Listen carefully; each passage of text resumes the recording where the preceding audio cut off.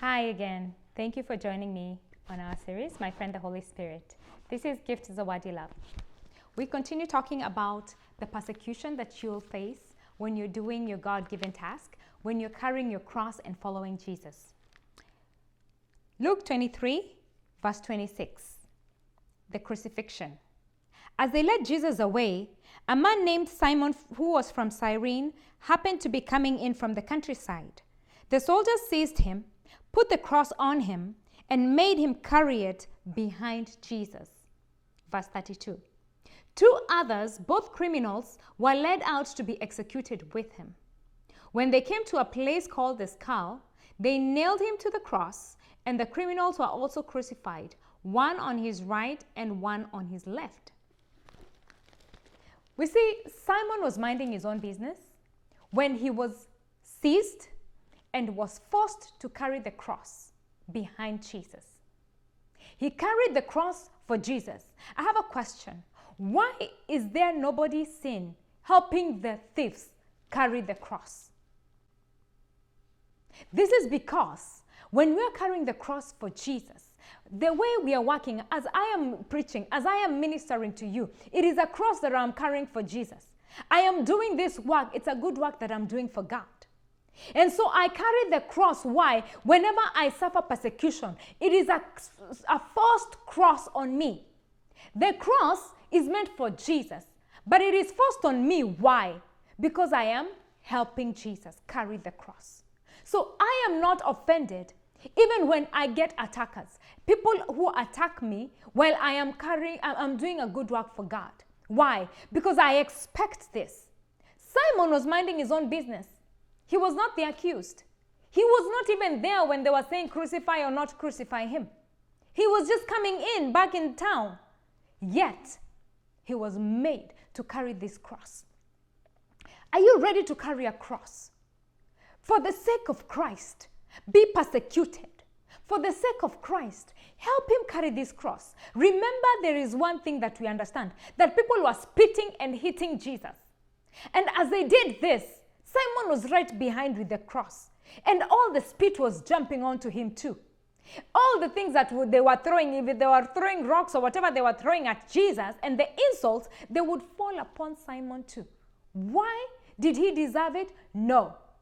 Did he talk? Is there anywhere in the Bible that he said he complained? No. Why? Because he understood very well that the insults were not directed to him.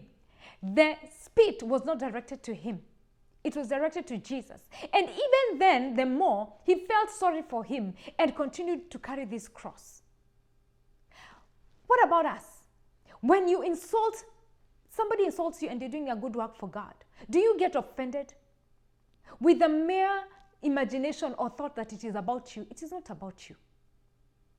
When Paul was persecuting Christians, remember we talked about this. And we said when he was persecuting the Christians, when Jesus appeared to him, Jesus never asked Paul, why are you persecuting Christians? No. He asked him, why are you persecuting me? Jesus himself said, it is written in Romans chapter 15, verse 1. I'm going to start from verse 1 till verse 4. We who are strong must be considerate of those who are sensitive about things like this. We must not just please ourselves. We should help others do what is right and build them up in the Lord. For even Christ didn't live to please himself. As the scriptures say, the insults of those who insult you, O God, have fallen on me. Such things were written in the scriptures long ago to teach us. And the scriptures give us hope and encouragement as we wait patiently for God's promises to be fulfilled. Jesus Christ said that he has been sent to earth and to do the Father's will. So whenever they were insulting him, they were insulting him who sent him, his Father. And that is why he says that the insults of those who insulted you have fallen upon me. Jesus did not complain. Jesus actually was doing the good work for the Father, yet he still got the insults that were directed to God the Father. It fell upon him. If somebody comes to me and they want to fight me and they hold me by my robe like this, will my robe speak and say something about it? No. Why? Because my robe knows that the person being attacked is the one wearing the robe. I am the one who's going to stop the attacker, and I'm going to say, leave my robe alone. Leave me alone. Why? Because the attack is directed to me. It is not to the robe. The minute we understand that as we are doing the work that we are called to do, the work that we were created to do, we will have attackers. But those attacks are not directed to us. They're directed to God. They're directed to Jesus Christ. And allow Jesus to fight for us. That is when we will know.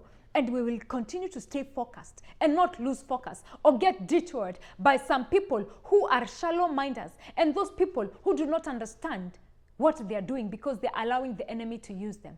May God help us and give us his wisdom to understand this. Bless you.